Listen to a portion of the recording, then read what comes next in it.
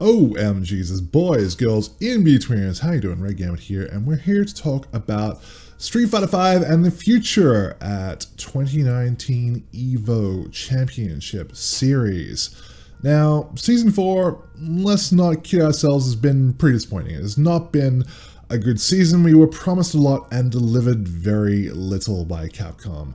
And as a result, a lot of people are now painting their hopes, their dreams, on EVO 2019 as being where the big releases happen, where the big news happens. You know, we got G, we got Sagat, you know, we got big announcements at EVOs previously. What's going to be happening for 2019? Well, let's go ahead and run down the rumors, talk about those, and the likelihood of those things actually happening. So, first and foremost, Super Street Fighter V. That's the big one. Everyone is kind of... This one's been gaining momentum for a little while, I've noticed. That, like, it's always been a joke that, like, oh, there's going to be the Street Fighter EX Plus Ultra, Ultra Max, Beta, Gamma, whatever version. But I think in the last, 6-12 months, it's really been gaining a lot of steam because we've seen that slowdown in news in terms of releases. And so people are thinking, well, if it's not going to happen, it's not going to happen. But if it's going to happen, it's going to happen at EVO. And I don't think that that's going to be the case. I would be very, very surprised if we saw a Street Fighter V Super version at EVO. And logic for that is pretty simple. I think that Street Fighter V has reached the end of its life cycle. I think we're in the twilight years of Street Fighter V. I think that because it's really been limping along in sales for a very long time, it's still been getting sales, it's still been building up. It crossed the, was it 2 or 3 million mark not that long ago. Point being, it got some decent numbers, which is good. It's great. It means people are playing it. It means it has a healthy life ahead of it. But I don't think that life is going to be in the form of Super Street Fighter V. I think it's going to be in the form of Street Fighter 6. That's kind of where I sit on that one. That's just common sense because this isn't like back in Street Fighter 4 where every time there was a big new release in terms of like Super Street Fighter 4, Arcade Edition, Ultra Street Fighter 4, etc., that there was going to be that big version because that big version came with a big price tag. And so that alone was good for Capcom to be able to justify the money they sank into the development and promotion of that game, essentially. Whereas Arcade Edition was a free download. So chances, I think, of getting a second big iteration, I think are very, very slim. I think that just for that reason alone, there's just not enough money in it for Capcom, I don't think. I think it's just you know, sorry, Jack, it's just good business, as they say in the movies. So, yeah, that's kind of where I sit on that one. Season 4.5, I also think is just 0% chance of that happening, just based on historical facts. Those inconvenient facts. There's never been a balance change that's happened during a CPT season before. It always happens outside the CPT season. And that's just because Capcom don't like to mess with the players and change the balance of the game midway through the season, which is not a bad thing. You know, this isn't Fortnite, kids. We don't change things left and right every other day. So I'm okay with that. I'm on board with Capcom doing that. I'm not thrilled by it, but you know, that's what they want to do. Then that's what they want to do, and I'm okay with that. So that's kind of really all there is to that. I mean, they can release new characters, sure, which we'll get into in a second. But in terms of balance changes, nah, we're done. There might be a Season 5. I hope there would be a Season 5. I pray to any god that will listen that there's going to be a Season 5 because my girl Jury needs some help. But no, I don't think we're going to see Season 4.5 at all. So don't hold your breath on that one. Last point though is new characters. Now this is the interesting one because I do believe we will see a new character at EVO. I think it's going to be the last character that gets revealed for the game.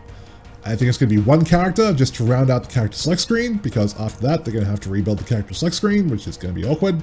It's not impossible. It's not that hard, but it's still unnecessary basically at this point. For a game which, like I said, I think is at the end of its lifespan. I really think that we're in the twilight years. We're moving towards Street Fighter 6. So it's going to be one character. It's probably going to be Makoto. That's my bet. That's based on nothing other than my own research. Like Alex Jones, I've done the research. It's my intuition. It's based on the fact that last year there was a character popularity poll and Sakura came first, Jury came third, and Makoto came second. So 2 of those characters are already in this game, one of them is not. So that's the easy choice. Now, if Capcom were tone deaf, which is entirely possible, because they've proven that in the past, Lord knows, they would pick E Honda. That's the other character that people think we're going to see, because he's the only one of the original World Warriors that is not in this game. But I think that would be a very poor and, like I said, tone-deaf decision by Capcom, because nobody likes E Honda. Nobody. Not even E Honda players like E Honda. Mike Ross doesn't like E Honda. Press F to pay respects. So yeah, that's my thoughts. Those are the two characters that I would suspect are going to fill that slot. Outside of that, it's anyone's guess. Personally, I would love to see Yin and Yang. I'd love to see the twins come back. A lot of people say that would be cancer, so that may not be the case. But that's what I would personally love to see. I think there's almost no chance of it though. So that's my thoughts on that. In terms of big surprises, new releases, new games, things like that, again, I just don't think we're going to see much.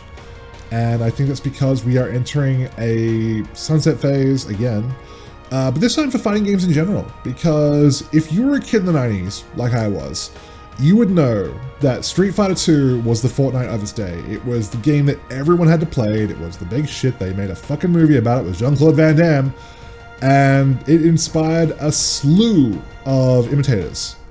And that went on for years until the end of the last century, when it finally started to run out of steam, and a lot of those imitators dropped off, and Street Fighter 3 did not perform. You know, it's a great fucking game. It did not perform as well as Capcom wanted it to. And as a result, after the millennium, we basically saw no fighting games really getting released from, you know, there obviously were some, but it was much more sparse than what it had been in the past, and Capcom didn't release any. They released Capcom Fighting Jam, that was about it, and that game sucks. Up until 2007, when Street Fighter 4 came out. And as much as people like to rag on Ono for being the guy who ruined Street Fighter 5, he was the one who convinced Capcom to make Street Fighter 4. And we would not be where we are today if it wasn't for him. So I've always got a bit of a soft spot in my heart for Ono, and I tend to forgive him probably more than I should as a result of that. But yeah, that's where I think that because of that, we're basically seeing history repeat itself. I think we've seen too many games in the last 18 months to 2 years which have come out and have just died on arrival, essentially. Marvel vs. Capcom Infinite.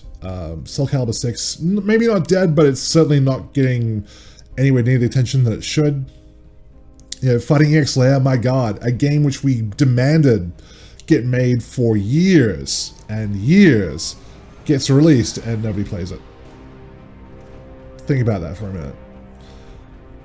And, you know, I can go on and on, but yeah, it's just, it's frustrating and it's sad to see, but I think that we will not, I think we'll see like a really big cooling off period over the next few years. Next 2 or 3 years, I think will be very telling in terms of where the FGC is going to be going in terms of the games that come out, because I just think there's too many games and not enough players right now. That's the long and the short of it.